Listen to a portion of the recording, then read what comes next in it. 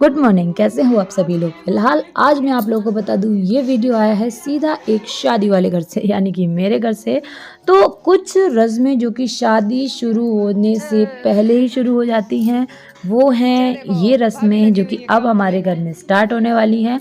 और मेरी भाभी देखो काम में लगी हुई हैं। फिलहाल सभी लोगों के घर में एक ना एक भाभी ऐसी होती ज़रूर है। तो यहाँ पर मेरी चाची आ चुकी हैं।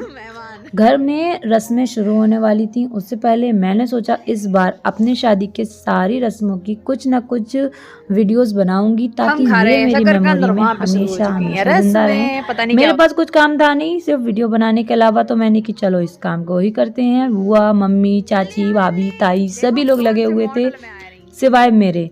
मैं लगी थी शकरकंद खाने में। मेरे को शकरकंद भुनी हुई बहुत अच्छी लगती है। फिर उसके बाद धीरे धीरे जैसे कि रस्मों की तैयारी हो रही थी, सभी भगदड़ में लगे हुए थे। किसी को कुछ चाहिए था, किसी को कुछ चाहिए था, अपने अपने काम में लगे हुए थे। और मैं ले रही थी एंजॉय, क्योंकि मुझे कोई काम बताने वाला नहीं था। मेरी भाभी ने मुझसे साफ कह दिया था कि तुम्हें अब कोई काम नहीं करना है, सिर्फ मेरा काम था कौन सी चीज़ कहाँ रखी है वहाँ से उठा के बताना। शकरकंदी का मैंने पूरा आनंद लिया, क्योंकि इतनी सर्दी में घर में शादी थी, आँच जल रही थी। देखा जाए हर कोई मेरी शादी में यही बोल रहा था। वो आपकी शादी कौन से महीना में हुई थी? मेरी तो दिसंबर अपनी सब भूल गए। मेरी भाई नवंबर में। मेरी शादी तो सर्दी ने छुआ था, सर्दी तो बीच में। अरे स्वाति दी की 16 जनवरी को थी, उसके में भी तो नहीं थी ठंड। में भी ठंडी नहीं थी। अब क्या करें, हम कुछ अलग ही लेकर आए हैं।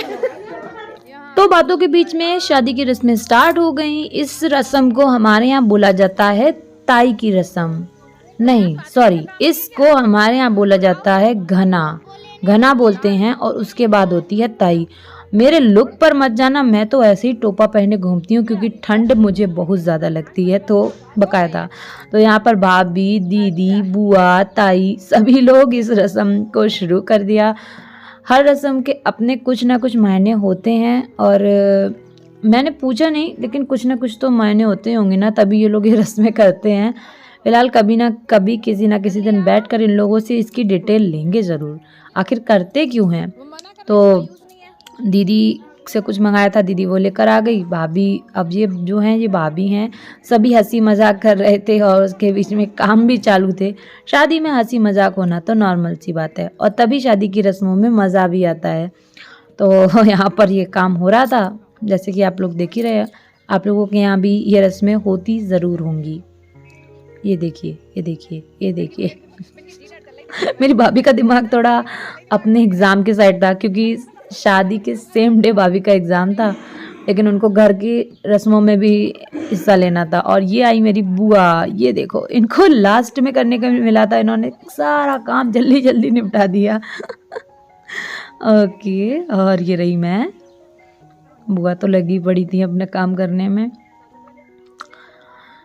तो देखा जाए शादी की पूरी रस्मों को इतना एंजॉय करना हम सभी लोगों को चाहिए, क्योंकि शादी लाइफ में एक बार होती है, और उसमें जो भी रस्में होती हैं वो भी एक ही बार होती है। तो अभी ये तो रस्म हो गई पूरी, अब मिलते हैं नेक्स्ट रस्म में। तब तक के लिए बाय बाय।